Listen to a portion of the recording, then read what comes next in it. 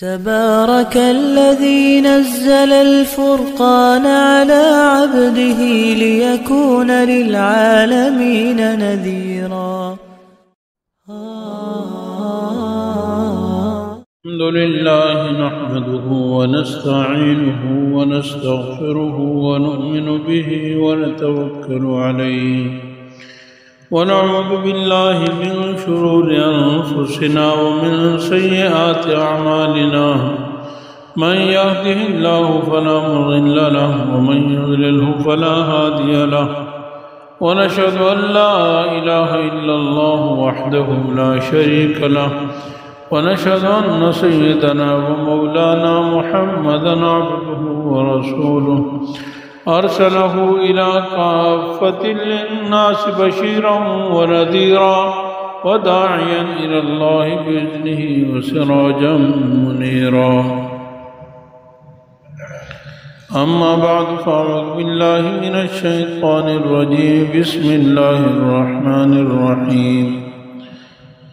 الذين إن مكناهم في الأرض أقاموا الصلاة وآتوا الزكاة وأمروا بالمعروف ونهوا عن المنكر.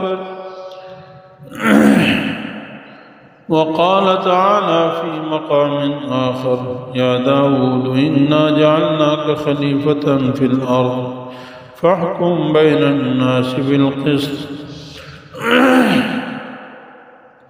صدق الله العلي العظيم وصدق رسوله النبي الحبيب الكريم ونحن على ذلك لمن الشاهدين والشاكرين والحمد لله رب العالمين. درود شریف.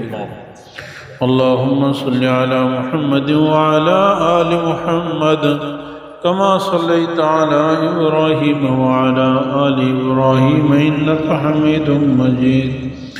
اللهم بارك على محمد وعلى آل محمد كما باركت على إبراهيم وعلى آل إبراهيم إنك حميد مجيد. رب اشرح لي صدري ويسر لي أمري واحلل عقدة من لساني يفقه قولي. رب زدنی علما. اللہ جل جلالہ ساری کائنات کے خالق مالک ہیں. ساری کائنات پر اکیلے اللہ کی حکومت اور بادشاہت ہے. وہ ساری کائنات کا نظام چلانے میں کسی کا محتاج نہیں ہے اور ساری کی ساری مخلوقات انبیاء اور اولیاء ہر چیز میں اللہ تعالیٰ کے محتاج ہے. اس کائنات میں جو کچھ ہے وہ سب اللہ کا فضل ہے، کرم ہے، انعام ہے، احسان ہے. اس کے انعامات اور اس کے فضل سے کوئی خالی نہیں. ہماری دنیا کی کامیابی بھی اسی کے ہاتھ میں ہے اور آخرت کی کامیابی بھی اسی کے ہاتھ میں ہے. بیدک الخیر وہو علی کل شیء قدیر. اللہ تعالیٰ نے بہت بڑا انعام اور کرم اور فضل فرمایا ہے کہ انسان کو دنیا میں پیدا فرمایا اور پیدا کر کے اس کو زندگی گزارنے کے طریقے اور احکام بتائے. اور زندگی کے ہر موڑ پر شریعت نے ہمیں تربیت بھی دی ہے، رہنمائی بھی فرمائی ہے. شریعت کے ان احکامات میں سے ایک جو بہت بڑا حکم ہے وہ حکومت اور سیاست ہے. ہمارے ملک میں کچھ عرصہ بعد انشاءاللہ الیکشن ہوں گے اور اس سے حکومت بنے گی. اس کی متعلق چند باتیں آج عرض کرتا ہوں. اللہ تعالیٰ ہمیں حق بات کہنے کی، سمجھنے کی اور اس پر عمل کرنے کی توفیق عطا فرمائے. پہلے نمبر پر تو یہ سمجھنا چاہیے کہ حکومت اور سیاست یہ دین کا بہت بڑا شعبہ ہے.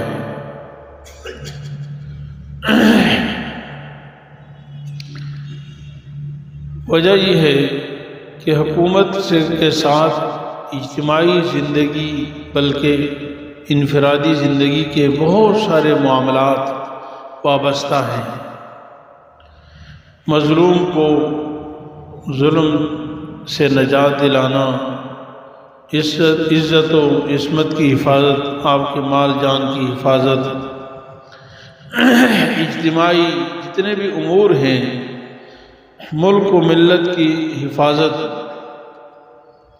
جس کے تحت پورے ملک اور سلطنت میں دین کے تمام شعبے قائم اور دائم ہیں، اس کا تعلق حکومت اور سیاست سے ہی ہے۔ اگر آپ کی حکومت قائم ہے تو آپ کے ملک کے اندر جتنا نظام ہے وہ صحیح رہے گا، اور اگر حکومت نہیں ہے تو پورے ملک کا نظام بھی درم برم ہوگا، مظلوم کو انصاف نہیں ملے گا، چور اور ڈاکو دندناتے پھریں گے، ظالم سے قاتل سے نجات نہیں ملے گی۔ تو ان سب کاموں کا تعلق حکومت سے ہے، چور ہو، ڈاکو ہو، زنا ہو،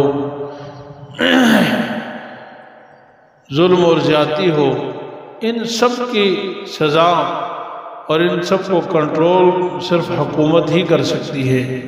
عام افراد اگر خود یہ سارے کام کریں گے تو اس سے ملک میں امن کی بجائے اور عزت کی حفاظت کی بجائے، مال جان کی حفاظت کی بجائے آپس میں خانہ جنگی ہوگی، لڑائیاں ہوگی اور قتل و غارت گری ہوگی، اور اس کے نام پر فساد ہوگا، نہ کسی کی جان محفوظ ہوگی نہ کسی کا مال محفوظ ہوگا، بلکہ بعض دفعہ قومیں کے قومیں تباہ ہو جاتی ہیں اور کوئی انصاف نہیں ملتا۔ تو میرے عزیز بھائیوں، اسلام میں بھی یعنی حکومت اور سیاست کی دین کا بہت بڑا شعبہ ہے۔ حضرات انبیاء علیہ السلام دنیا میں جب آتے تھے تو وہ اسلامی نظام قائم کرنے کی بھی کوشش فرماتے تھے کہ اسلامی نظام قائم ہو، کیونکہ روئے زمین پر اللہ کا نظام اور اللہ کا قانون تبھی چل سکتا ہے جب وہاں نظام حکومت اسلام کا ہو۔ اللہ تعالیٰ نے قرآن کریم میں ارشاد فرمایا، وَإِذْ قَالَ رَبُّكَ لِلْمَلَائِكَةِ إِنِّي جَاعِلٌ فِي الْأَرْضِ خلیفہ۔ اللہ تعالیٰ نے فرشتوں سے کہا کہ میں اس روئے زمین پر اپنا ایک خلیفہ اتارنے لگا۔ تو خلیفہ کس کو کہتے ہیں؟ خلیفہ اس کو کہتے ہیں جو دوسرے کی جگہ، دوسرے کا جانشین بن کر اس کے قوانین کو نافذ کر سکے۔ تو انسان اجتماعی اعتبار سے گویا کہ اللہ تعالیٰ کا نائب اور جانشین ہے۔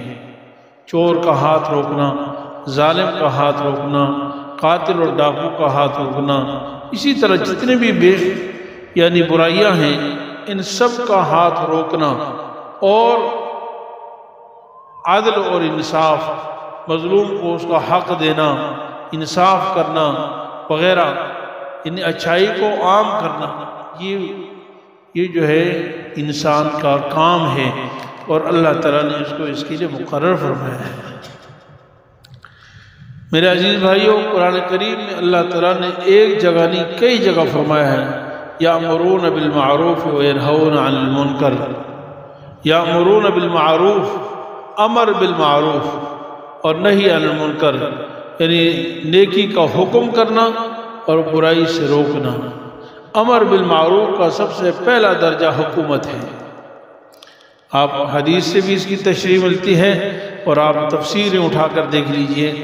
امر بالمعروف، نبی کریم صلی اللہ علیہ وسلم نے ارشاد فرمایا، من رآ منکم منکرا فلیغیرہ بیدہ، جو تم میں سے برائی کو دیکھے تو سب سے پہلے اس کو ہاتھ سے روکے۔ ہاتھ سے روکنا کیا مطلب ہے؟ حکومت اور طاقت اور عہدے کے زور سے روکے۔ دیکھیے، اگر ایک عام آدمی ہاتھ سے روکے گا تو لوگ کہتے ہیں، اس کو ہماری زبان میں کہتے ہیں قانون ہاتھ میں لے لیے۔ حضرت بات ہے، قانون کو ہاتھ میں لینا کوئی بھی اچھا نہیں سمجھتا، تو قانون کو جب ہاتھ میں لینا عام انسانوں کے لیے مناسب نہیں ہے، تو کوئی ایسے آدمی تو ہونے چاہیے نا جو قانون کو نافذ کر سکے. وہ حکومت ہوگی، وہ حکومت کے عہدیدار ہوں گے، وہ تھانے دار ہوگا، وہ وزیر ہوگا، وہ صدر مملکت ہوگا، وہ گورنر ہوگا، وہ وزیر اعلیٰ ہوگا. وہ قانون کو وہ لوگ ہاتھ میں لے سکتے ہیں. عدلیہ ہوگا جو لوگوں کو انصاف فراہم کرے. عام لوگوں کے لیے جب قانون کو ہاتھ میں لینے کی اجازت نہیں ہے، اور شریعت کہتی ہے من رآ منکم منکرا فلیغیرہ بیدہ، تم میں سے جو شخص برائی کو دیکھے تو اس پر لازم ہے کہ وہ جو ہے اس کو اپنے ہاتھ سے روکے، طاقت سے روکے، زبردستی اس کو روکے. اب ہاتھ میں سب چیزیں آتی ہیں، اس کو قتل و غارت کرنا، اس کو مارنا پیٹنا، اس کو بندوق کی طاقت سے روکنا، ڈنڈے کی طاقت سے روکنا، پتھر کی طاقت سے روکنا، جو مرضی ہاتھ میں سب چیزیں طاقت.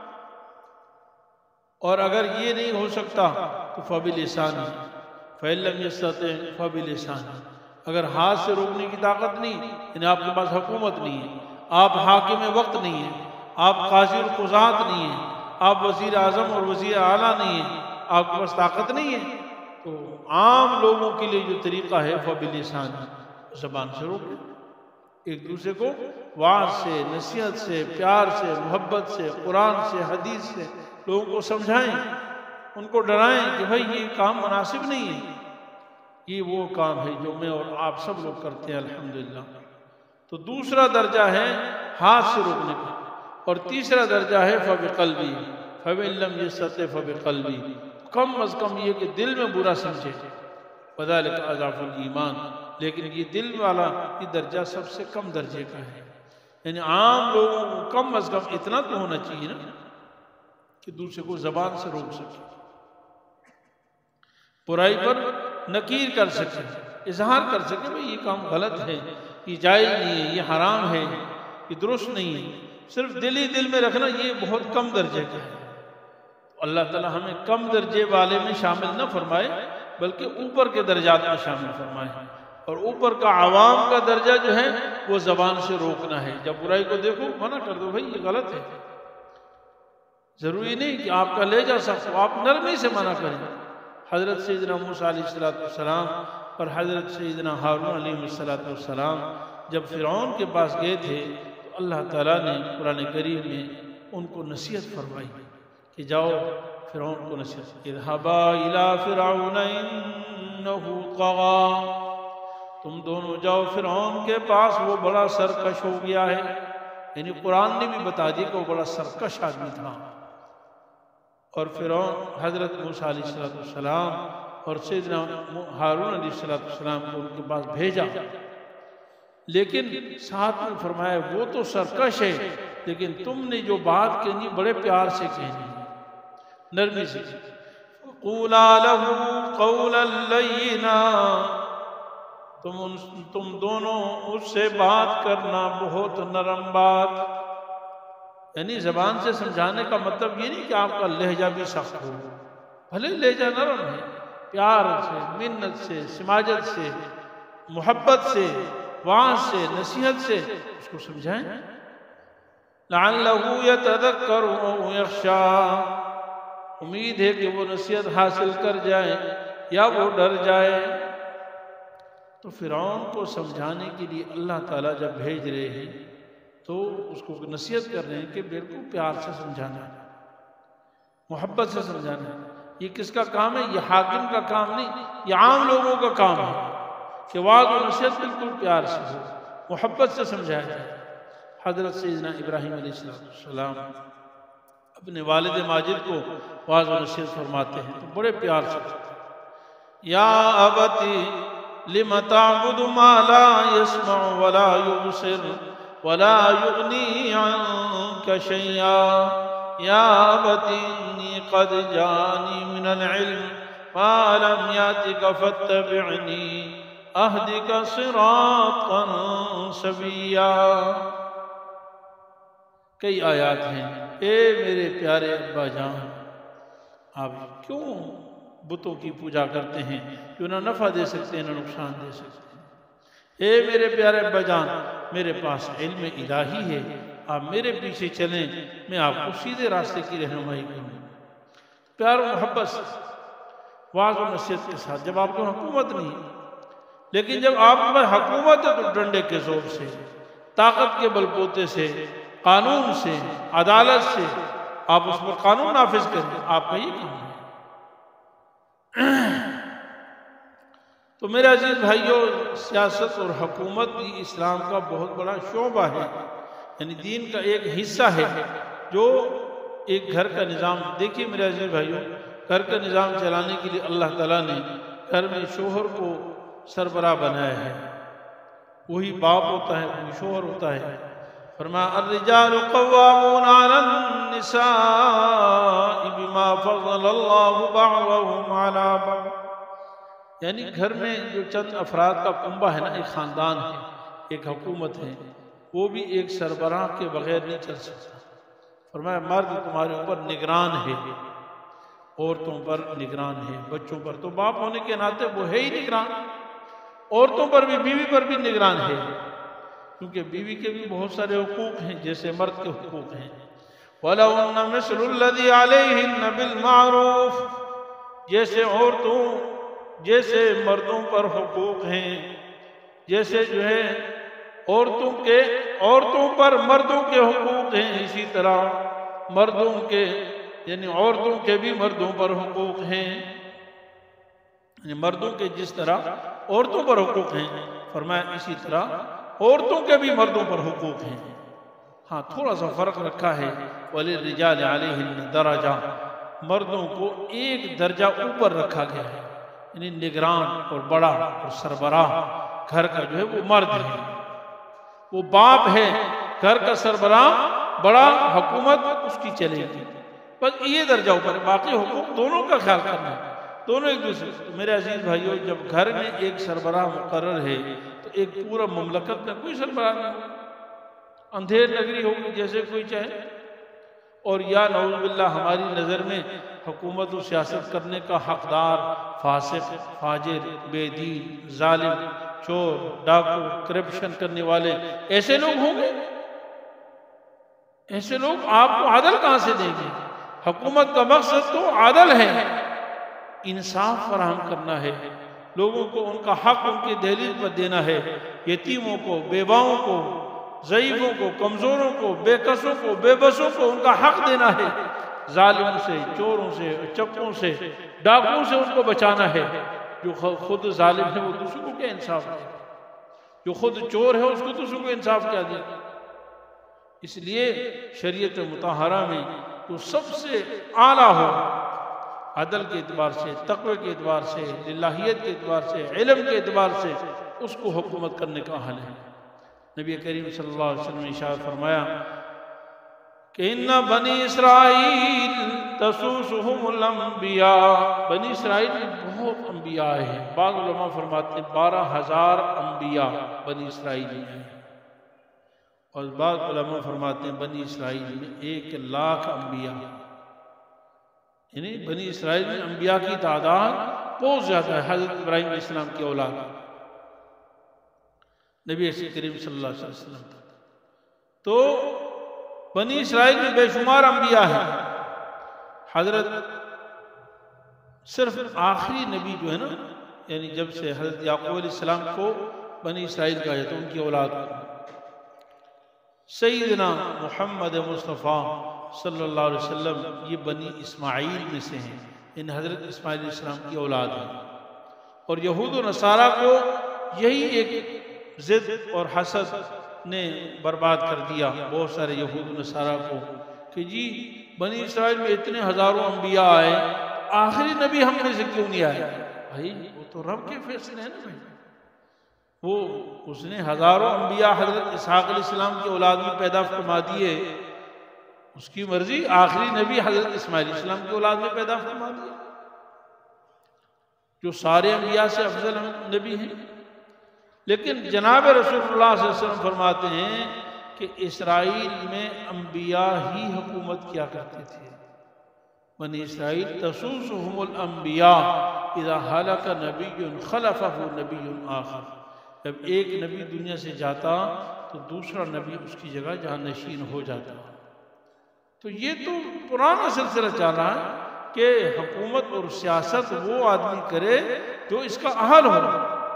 ان اللہ یامرکم ان تؤدوا الامانات الی اہلھا، اللہ تمہیں حکم دیتے ہیں کہ امانتیں ان لوگوں کے حوالے کرو جو اس کے اہل ہیں. تو حکومت اتنی بڑی امانت، بھائی میں نے 100 روپے کسی کو دینے ہوں تو میں دیکھوں گا کہ یہ امانت دار ہے یا نہیں ہے، یہ دیانت دار ہے یا نہیں ہے، یہ دیندار ہے یا نہیں ہے، اس میں خوف خدا ہے یا نہیں. چھوٹی سی دکان کسی کے حوالے کرو تو 100 مرتبہ سوچوں گا، اپنا مکان کسی کے حوالے کرو تو 100 مرتبہ سوچوں گا.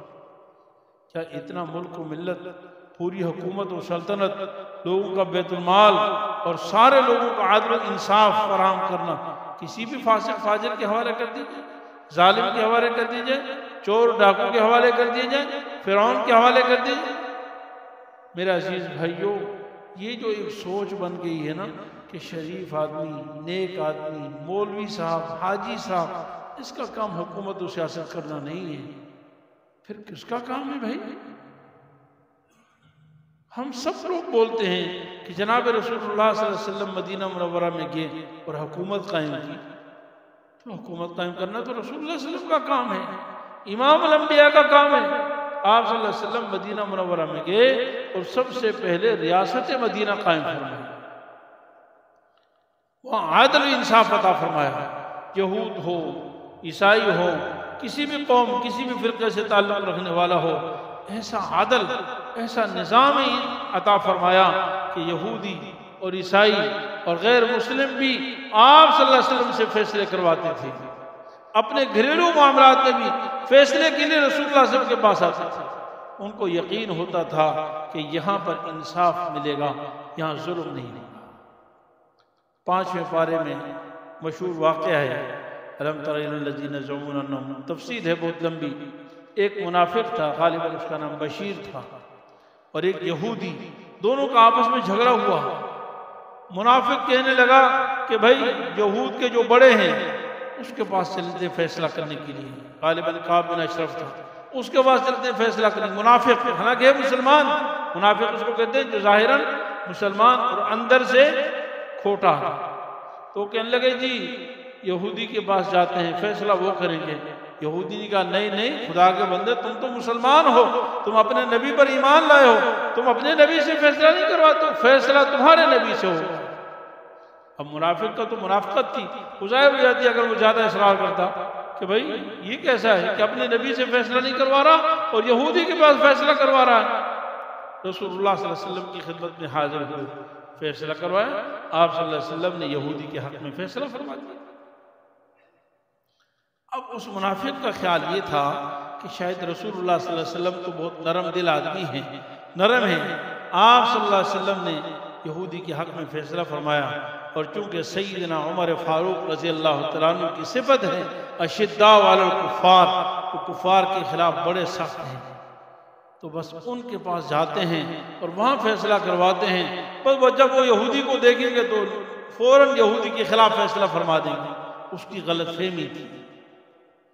چنانچہ اس منافق نے کہا کہ نہیں یار ایسا کرتے ہیں کہ جو ہے حضرت عمر کے پاس چلتے ہیں، کیونکہ سب کے ہاں مشہور تھا، جو یعنی مسلمان بھی جانتے تھے، یہود و نصارہ بھی جانتے تھے کہ ابو بکر و عمر گویا کہ رسول اللہ صلی اللہ علیہ وسلم کے دونوں وزیر ہیں. حدیث میں بھی آتا ہے کہ دونوں میرے وزیر ہیں. تو جانتے تھے کہ حضور صلی اللہ علیہ وسلم کے بعد ان دونوں کا اونچا مقام ہے. تو کہا کہ ایسا کرتے ہیں، یہ فیصلہ جو ہے دوبارہ کرواتے ہیں سیدنا عمر فاروق رضی اللہ تعالیٰ. یہودی چونکہ سچا تھا اور یہودی کو پتا تھا کہ یہاں انصاف ہی ملے گا، کسی کے پاس چلے جائیں مجھے انصاف ہی ملنا ہے. اس نے کہا ٹھیک ہے چلو چلو. حضرت عمر رضی اللہ عنہ کے دروازے پر گئے اور ان سے کہا جی فیصلہ کروانا ہے. انہوں نے پوری بات سنی. یہودی نے کہا کہ اے عمر پہلے یہ سن لیجئے کہ اس بات کا، ہمارے اس معاملے کا ایک دفعہ فیصلہ سیدنا محمد مصطفیٰ صلی اللہ علیہ وسلم کر چکے ہیں اور انہوں نے میرے حق میں فیصلہ کیا ہے. اب اس مسلمان نے کہا کہ دوبارہ فیصلہ حضرت عمر سے کروانا ہے، میں اس کے لیے بھی آ گیا. حضرت عمر رضی اللہ عنہ اس منافق سے پوچھا کیا یہ صحیح کہہ رہا ہے؟ واقعی رسول اللہ صلی اللہ علیہ وسلم ایک دفعہ فیصلہ کر چکے ہیں؟ فرمایا جی ہاں فیصلہ کر چکے. حضرت عمر نے فرمایا یہیں ٹھہرو، میں تمہارا فیصلہ کرتا ہوں۔ اندر گئے، تلوار اٹھائی اور باہر آئے اور سیدھی اس منافق کی گردن اڑا دی، وہی گردن اڑا دی۔ کہا امام الانبیاء محمد مصطفیٰ احمد مجتبیٰ صلی اللہ علیہ وسلم کے فیصلے کے بعد عمر کی کیا حیثیت ہوتی ہے کہ وہ فیصلے کرے؟ حضور کے فیصلے کو میں ختم کر دوں؟ گردن اڑا دی۔ منافقین نے بڑا شور مچایا، جی وہ تو خیر خائی میں گیا تھا اور ویسی معلومات کے لیے گیا تھا، اور جی کیا ہو گیا، حضرت عمر نے تو ظلم کیا، ہمارے آدمی کو قتل کیا ہے، لہذا قصاص میں عمر کو قتل کیا جائے۔ نعوذ باللہ۔ بہرحال بڑا شور ہوا۔ جناب رسول اللہ، احادیث میں آتا ہے رسول اللہ صلی اللہ علیہ وسلم اتنے پریشان، کیونکہ یہ قانونی انداز تو نہیں تھا نا قتل کرنے کا، باقاعدہ عدالت بیٹھتی یا کوئی قتل ہوتا، تو اس طرح عمومی قتل تھا۔ تو حضور صلی اللہ علیہ وسلم بڑے پریشان تھے، اور جو منافقین قسموں پہ قسمیں کھا رہے تھے کہ جی ہمارا تو کوئی اس طرح کا ارادہ نہیں تھا اور مخالفت کا ارادہ نہیں تھا، ہم نے رسول اللہ علیہ وسلم کے فیصلے کا انکار تو نہیں کیا تھا کہ ہمیں قتل کر دیا گیا، ایک غلط فہمی تھی۔ چنانچہ آسمان سے اللہ نے قرآن نازل فرمایا، حضرت عمر کی صداقت پر آسمان سے قرآن نازل ہوا، فرمایا یہ منافق ہیں، یہ کافر ہیں، اور حضرت عمر نے جو قتل کیا 100% صحیح قتل کیا ہے۔ حضرت عمر کو ان کے بدلے بھی نہیں قتل کیا۔ تو میرے عزیز بھائیو، یہ عدل انصاف رسول اللہ صلی اللہ علیہ وسلم نے عطا فرمایا، امت کو بتایا کہ جب اسلامی حکومت ہوگی، جب امام الانبیاء سرور کونین صلی اللہ علیہ وسلم کی حکومت ہوگی اور ان کے غلاموں کی حکومت ہوگی، تو عدل بھی ملے گا، انصاف بھی ملے گا، مظلوم کو ظلم سے نجات بھی ملے گی۔ میرے عزیز بھائیو، جناب رسول اللہ صلی اللہ علیہ وسلم کے دنیا سے جانے کے بعد ہم سب کا ایمان ہے، ہمارا عقیدہ ہے کہ اس کائنات میں انبیاء کے بعد سب سے اونچی ہستی شخصیت جناب سیدنا ابو بکر صدیق رضی اللہ عنہ، جن کے بارے میں میرے آقا فرماتے ہیں میں نے سب کے احسانات کا بدلہ دے دیا ہے، لیکن ابو بکر صدیق کے احسانات کا بدلہ میں دنیا میں نہیں دے سکا، کل قیامت میں رب العالمین عطا فرمائیں گے۔ لیکن وہی شخصیت حکومت و سیاست کرتی ہے، وہی شخصیت حکومت سیاست کر رہی ہے۔ رسول اللہ صلی اللہ علیہ وسلم نے آخری عمر میں اس کی طرف اشارہ فرمایا، مروا ابا بکر فلیصلی بالناس، جب آپ بیمار ہوئے تو فرمایا ابو بکر سے کہو کہ میرے مصلی پہ کھڑا ہو جائے، جو اس مصلی پہ کھڑا ہوگا وہی حکومت کرے گا، اشارہ اس بات کی طرف تھا۔ اما عائشہ کہہ رہی ہے یا رسول اللہ میرے ابا جان بڑے نرم دل ہیں، مصلی پہ کھڑے نہیں ہو سکیں گے، کیونکہ جنہوں نے پوری زندگی امام الانبیاء کی اقتداء میں پیچھے کھڑے ہو کر نماز پڑھی، آج وہ مصلی پر کس طرح کھڑے ہوں گے؟ امام الانبیاء بیمار ہیں تو نہیں کھڑے ہو سکے، نرم دل ہیں۔ یا رسول اللہ عمر کو حکم دے دیجئے کہ وہ آپ کے مصلی پہ کھڑے ہوئے۔ حضور صلی اللہ علیہ وسلم نے دوبارہ فرمایا مروا ابا بکر فلیصلی بالناس، یعنی یہ کوئی جذباتی فیصلہ نہیں تھا، یہ حقیقت پر مبنی فیصلہ تھا، اس کے پیچھے کچھ مقاصد تھے۔ عائشہ نے دوبارہ فرمایا یا رسول اللہ میرے ابا جان بہت نرم دل ہیں، نہیں کھڑے ہو سکیں گے، آپ عمر کو حکم دے دیجیے۔ 3 دفعہ فرمایا۔ وہ عائشہ جس کے بارے میں حضور فرما رہے ہیں اس کائنات میں سب سے زیادہ محبت پوچھا کس سے ہے؟ فرمایا عائشہ سے۔ اللہ اکبر۔ آپ صلی اللہ علیہ وسلم سے پوچھا یا رسول اللہ آپ کو سب سے زیادہ محبت کس سے؟ فرمایا عائشہ سے۔ کس سے بھائی؟ بولو بھائی کس سے؟ میری اور ماں آپ کی ماں عائشہ سے محبت ہے۔ فرمایا یا رسول اللہ پھر کس سے؟ ثم ابوہا، فرمایا پھر اس کے ابا سے۔ سبحان اللہ۔ پھر کس سے؟ اس کے ابا سے، سیدنا ابو بکر سے۔ کیا شان ہے! تو وہ عائشہ کہہ رہی ہیں کہ یا رسول اللہ میرے ابا نہیں کھڑے ہو سکتے یہاں پہ مصلی پہ، آپ عمر کو حکم دے دیں۔ آپ صلی اللہ علیہ وسلم نے اس موقع پر ڈانٹا، تم وہ زلیخا والی، زلیخا جو عورتیں تھیں انہوں نے حضرت یوسف علیہ السلام کو دیکھ کر اپنے ہاتھ کاٹ دیا، وہی اسی طرح کی باتیں کر رہی ہو۔ میں کہہ رہا ہوں کہ مروا ابا بکر فلیصلی بالناس، ابو بکر کو حکم دو کہ مصلی پر کھڑے ہو جائیں، لوگوں کو نماز پڑھائیں۔ تو رسول اللہ صلی اللہ علیہ وسلم گویا کہ اپنا جانشین اور اپنا خلیفہ حکماً ضمناً اشارتاً کنایتاً بنا کر کے کس کو؟ سیدنا ابو بکر صدیق رضی اللہ عنہ۔ اور اسی بنیاد پر جب آپ صلی اللہ علیہ وسلم دنیا سے رخصت ہوئے تو سب نے یہی فرمایا کہ جب آپ صلی اللہ علیہ وسلم کے مصلی پر، مسجد کے مصلی پر، محراب و منبر میں ابو بکر صدیق کھڑے ہیں تو حکومت و سلطنت بھی ابو بکر صدیق ہی کریں گے۔ اور سیدنا ابو بکر صدیق رضی اللہ عنہ جب دنیا سے جانے لگے تو انہوں نے سیدنا عمر فاروق رضی اللہ عنہ کو اپنا جانشین بنا کر دیا۔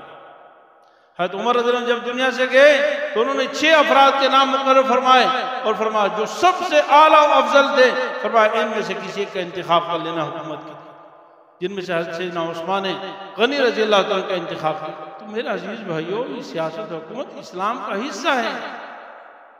اس لیے دیکھیے ہمارے ملک پاکستان اللہ کے فضل و کرم سے اس ملک کو ایک جو ہے یعنی امتیاز حاصل ہے۔ ہمارے شیخ الاسلام حضرت مولانا مفتی تقی عثمانی صاحب فرماتے ہیں کہ پوری دنیا میں 2 سلطنتیں ایسی ہیں، حکومتیں ایسی ہیں جو اسلام کے نام پر بنی ہیں۔ ایک تو ریاست مدینہ ہے، مدینہ منورہ، اور ایک پاکستان کو یہ اعزاز حاصل ہے کہ یہ اس کی بنیاد ہی اسلام کے نام پر ہے۔ پاکستان کا مطلب کیا؟ لا الہ الا اللہ۔ دوسری بات، آخری بات میں عرض کرتا ہوں کہ دیکھیے یہاں پر کہا تو یہ جاتا ہے کہ یہاں پر نظام جمہوریت کا ہے، اور جمہوریت ڈیموکریسی عوام کی حکومت، اسلام کے صرف تعلق نہیں، عوام کی کوئی حکومت نہیں۔ لیکن حقیقت میں یہ کہتے جی وہ جمہوریت کفر ہے نا۔ اللہ کے فضل و کرم سے ہمارے اکابر علماء کرام نے اس کو مسلمان کر دیا۔ کیا کر دیا بھائی؟ کافر مسلمان ہو سکتا ہے نہیں ہو سکتا؟ بھائی کافر مسلمان ہو سکتا ہے نہیں ہو سکتا؟ تو اس کو کلمہ پڑھوا کے کیا کر دیا؟ مسلمان۔ یہ اسلامی جمہوریہ پاکستان ہے۔ کیا ہے بھائی؟ اسلامی جمہوریہ پاکستان۔ دیکھیے 1947 میں پاکستان بنا، 1948 میں قرارداد مقاصد بنے اور آج بھی ہمارے آئین کا حصہ ہیں۔ اور قرارداد مقاصد کا پہلا قانون یہ ہے کہ حاکمیت اعلیٰ صرف اللہ کی ہے۔ کس کی ہے حاکمیت؟ بتاؤ بھائی، وہ جمہوریت جو ڈیموکریسی ہے، جو عوام کی حکومت ہے، وہ باقی رہی؟ ختم ہو گئی۔ بھائی ہمارے پاکستان کے قرارداد مقاصد کی بنیادی شرط کیا ہے؟ کہ حکومت عوام کی نہیں۔ بولو بھائی حکومت کس کی؟ حکومت صرف اللہ کی ہے، جس کو قرآن میں ان الحکم الا للہ، حکومت صرف اللہ کی۔ تو جمہوریت جو پاکستان میں جمہوریت ہے نا، وہ جمہوریت نہیں جو امریکہ میں ہے، جو برطانیہ میں ہے، جو کسی اور ملک میں ہے۔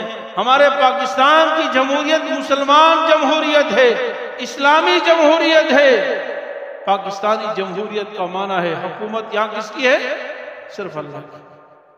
اور اس میں لکھا ہوا ہے کہ یہاں پر جو بھی بننے والا حاکم اور خلیفہ ہوگا، وزیر اعظم ہو، گورنر ہو، کوئی چھوٹے سے چھوٹے عہدیدار ہو، وہ سب اللہ کے نائب ہیں۔ سب کیا ہے بھائی؟ اللہ کے نائب ہیں، اور اللہ کے حکم کے اور قرآن کے قانون کے وہ فرما بردار اور تابع دار ہیں۔ کریں یا نہ کریں وہ الگ بات ہے، لیکن یہاں کا ضابطہ اور قانون، اور پوری دنیا میں شیخ الاسلام مولانا تقی صاحب فرماتے ہیں کہ پوری دنیا میں صرف یہ ہمارے پاکستان کو یہ حاصل ہے۔ اب افغانستان میں ہوگا ابھی الحمدللہ وہاں پہ حکومت اسلامی بنی، لیکن پہلے کچھ عرصہ پہلے تک صرف پاکستان کا آئین ایسا ہے کہ یہاں پر حکومت یعنی حاکمیت اعلیٰ صرف اسلام کی، اور یہاں پر بننے والا ہر حکمران وہ اللہ کے قانون کے تابع ہے۔ ہمارے آئین میں یہ لکھا ہوا ہے کہ پاکستان میں کوئی بھی ایسا قانون نہیں بن سکتا جو قرآن و سنت سے متصادم ہو۔ یہ آئین کا حصہ ہے، کوئی بھی قانون ایسا نہیں ہو سکتا۔ اور پاکستان کے ہر شہری کو حق ہے، یہ بھی لکھا ہوا ہے، پاکستان کے ہر شہری کو حق حاصل، گاؤں کا رہنے والا ہو، دیہات کا رہنے والا ہو، ان پڑھ ہو، وہ عدالت میں ہر اس قانون کو چیلنج کر سکتا ہے جس کا قرآن و سنت سے تضاد ہو۔ شیخ الاسلام مولانا تقی صاحب فرماتے ہیں کہ میں جب 17 سال شریعت اپیلیٹ بینچ کا جج رہا، 17 سال، الحمدللہ 200 ایسے قوانین جو ہمارے ملک میں رائج تھے وہ ہمارے پاس آئے، اور ہم نے ان کے خلاف فیصلہ کیا اور قرآن و سنت کے مطابق ان کو بنایا، اور قانون بدل گیا۔ یعنی وہ 200 ایسے قوانین جو قرآن سنت کے خلاف تھے ہمارے پاس، ہم نے اسی بنیاد پر اس کو بدلا۔ تو میرے عزیز بھائیوں، ہمارے ملک میں ہمیں پتہ نہیں ہے یا ہم اس پر عمل نہیں کرتے، یا دیکھیں میرے اگر دکان کا جھگڑا ہو، میرے مکان کا جھگڑا ہو، میرے 200-400 روپے کا جھگڑا ہو، میں عدالت جاتا ہوں، اسلام کے لیے نہیں جاتا، ہمیں جانا چاہیے۔ مولانا تقی عثمانی صاحب دامت برکاتہ فرماتے ہیں مجھے افسوس ہے کہ لوگ نہیں جاتے۔ ہمیں معلومات کرنی چاہیے اور شریعت کے خلاف جو قوانین ہیں ان کے خلاف عدالت میں جانا چاہیے، کیس لڑنا چاہیے، وکلاء میں یعنی رکھنے چاہیے کہ بھائی یہ قانون اسلام کے خلاف ہے، ہم اس کو نہیں ماننے کے لیے تیار، اور انشاءاللہ آپ کو دنیا کی کوئی طاقت اسے روک نہیں سکتی، ضرور آپ کی سنوائی ہوگی اللہ کے فضل سے ہوگی۔ اللہ تعالی ہمیں عمل کی توفیق عطا فرمائے۔ وآخر دعوانا الحمدللہ رب العالمین۔ مفتی صاحب کے YouTube چینل کو سبسکرائب کیجئے اور ان کے تازہ بیانات کے ذریعے اپنی علمی، اصلاحی اور فکری آبیاری کرتے رہیے۔ جزاکم اللہ۔